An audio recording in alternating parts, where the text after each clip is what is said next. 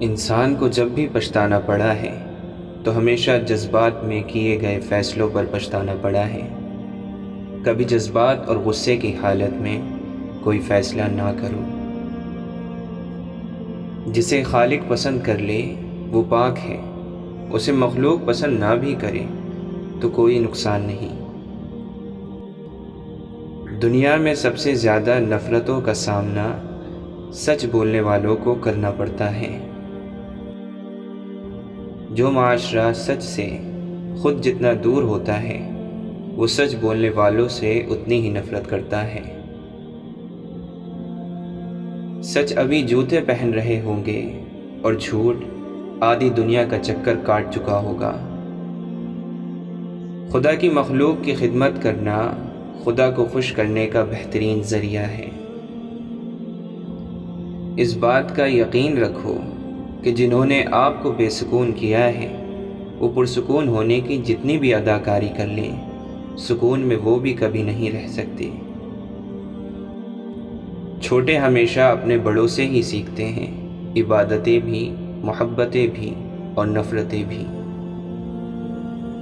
حضرت علی رضی اللہ عنہ نے فرمایا، 3 رشتے بے نقاب ہو جاتے ہیں: بڑھاپے میں اولاد، مصیبت میں دوست، غربت میں بیوی۔ مولانا وحید الدین خان فرماتے ہیں، اس دنیا کی سب سے بڑی خیر مثبت سوچ ہے اور دنیا کا سب سے بڑا شر منفی سوچ ہے۔ یہی میری زندگی کی آخری دریافت ہے۔ امام غزالی رحمۃ اللہ علیہ فرماتے ہیں، جو غلطی کر نہیں سکتے وہ فرشتہ ہے، جو غلطی کر کے اس پر ڈٹ جائیں وہ شیطان ہے، اور جو غلطی کر کے فوراً توبہ کر لے وہ انسان ہے۔ جو توبہ کر کے اس پر قائم رہے وہ اللہ تعالیٰ کا محبوب بندہ ہے۔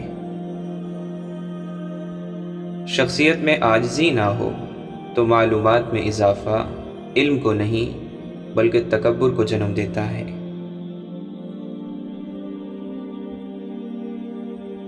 تکبر حق کی مخالفت کرنے اور لوگوں کو حقیر جاننے کا نام ہے۔ حسد ایک زہر ہے جسے انسان خود پیتا ہے اور امید دوسروں کے مرنے کی کرتا ہے۔ میں درست ہوں باقی سب غلط ہیں، یہ ایک تباہ کر دینے والی سوچ ہے۔ آپ کا بہترین استاد آپ کی آخری غلطی ہے۔ معاشرے میں تبدیلی تبھی ممکن ہے جب ہر شخص اپنی اصلاح میں لگ جائے۔ اس شخص کو بدلنا مشکل ہے جو اپنے افعال و اعمال کی کمی کو دیکھنے سے قاصر ہو۔ اللہ کے نبی صلی اللہ علیہ وسلم نے فرمایا، صبر کے ساتھ آسانی کا انتظار کرنا عبادت ہے۔ حضرت موسیٰ علیہ السلام نے عرض کیا، خدایا میں تجھ کو کہاں تلاش کروں؟ اللہ نے فرمایا، ٹوٹے ہوئے دلوں کے پاس۔ اللہ تعالیٰ قرآن مجید میں فرماتا ہے، اور ہم نے تم لوگوں کو ایک دوسرے کے لیے آزمائش بنا دیا تاکہ دیکھیں کیا تم صبر کرتے ہو۔ دنیا کا سب سے مشکل کام اپنے کام سے کام رکھنا ہے۔ زبان کو قابو میں رکھو، یہ ایسا تیر ہے جس کا نشانہ اکثر غلط ہی ہوتا ہے۔ لوگوں کی اکثریت کو مت دیکھو کہ لوگ کدھر جا رہے ہیں، صحیح راستہ اپناؤ، چاہے اس راستے پر آپ اکیلے ہی کیوں نہ ہوں۔ ہر ایک لمحہ کوئی نہ کوئی اس دنیا کو پیچھے چھوڑ جاتا ہے، ہم سب اس قطار میں انجان بن کر کھڑے ہیں۔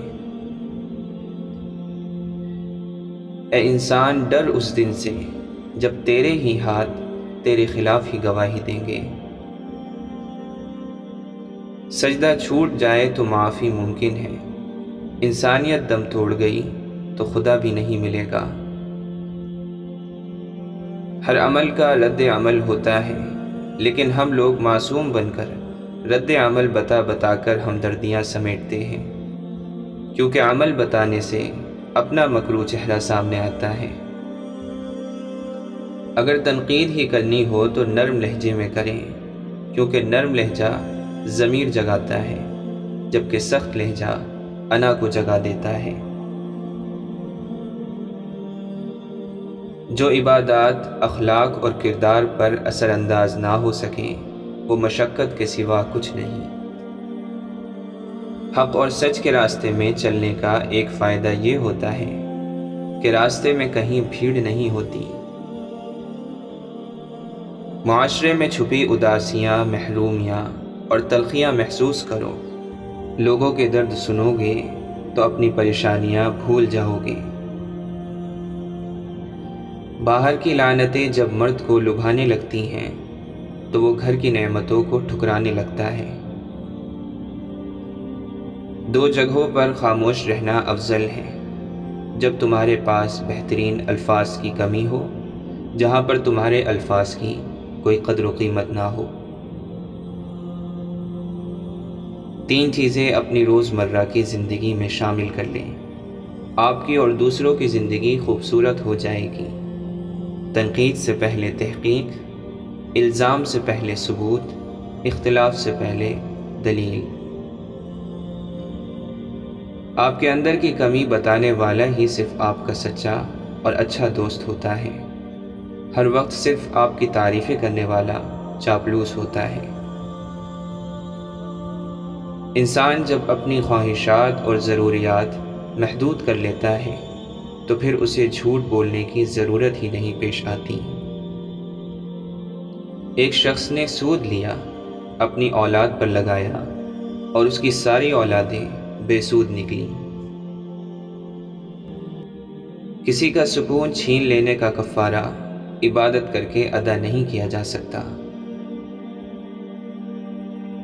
کچھ لوگوں کو اونچائی پر پہنچنے کی اتنی جلدی ہوتی ہے کہ وہ چھوٹے لوگوں کے ہاتھ پکڑنے کی بجائے بڑے لوگوں کے پیر پکڑنا پسند کرتے ہیں۔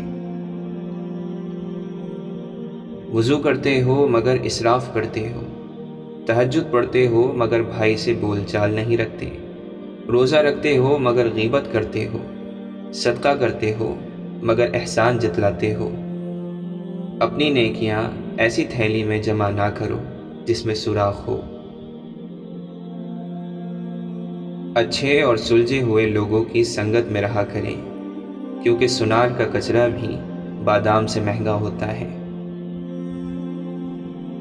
اخلاص جہالت کو علم سے بدل دیتا ہے اور خود غرضی بڑے سے بڑے عالم کو جاہل کر دیتی ہے۔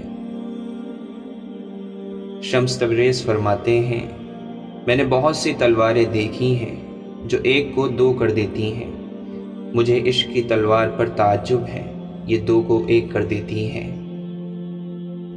سلطان باہو رحمۃ اللہ علیہ فرماتے ہیں، حلال کھا اور سچ بول، پھر خدا نہ ملے تو مجھ کو پوچھ۔ انسان کا کردار ایک ایسی کتاب ہے جسے ان پڑھ جاہل اور اندھے بھی بآسانی پڑھ سکتے ہیں۔ کتنا نادان ہے وہ شخص جو اپنی خوبیوں پر نازا ہو، عقل مند تو وہی ہے جو اپنے عیبوں کو دیکھتا ہے۔ زندگی میں 3 چیزیں نہایت سخت ہیں: موت کا ڈر، مرض کی شدت اور قرض کی ذلت۔ انسان کا جسم اس کا فرعون ہے۔ انسان باہر بھاگا پھرتا ہے کہ دشمن کہاں ہے، اور نفس جسم کے گھر میں نازوں میں پل رہا ہے۔ جو آدمی اللہ کی محبت میں گرفتار ہونا چاہتا ہے، حضور پاک صلی اللہ علیہ وسلم کی محبت کے بغیر، تو ایسا آدمی گمراہ ہو جائے گا۔ یہ ممکن ہے کہ تمہاری بہت ساری محنتیں ضائع ہو جائیں، لیکن یہ نہیں ہو سکتا کہ بغیر محنت کے آپ کو ملنا شروع ہو جائے۔ رحمت کیا کرتی ہے؟ نتیجے سے بچاتی ہے، ورنہ غلطی کا نتیجہ آ جائے تو کوئی بندہ بچ نہیں سکتا۔ اگر عبادت کرنے والا ہر ایک کو ناراض کرتا جا رہا ہے تو وہ کیا عبادت ہے؟ اگر تتلی کی تمنا ہو جائے تو انسان اسے پکڑنے کے لیے اپنے قافلے سے بچھڑ جاتا ہے۔ اسی طرح اگر اللہ کی تمنا ہو جائے تو ہر خیال ختم ہو جاتا ہے۔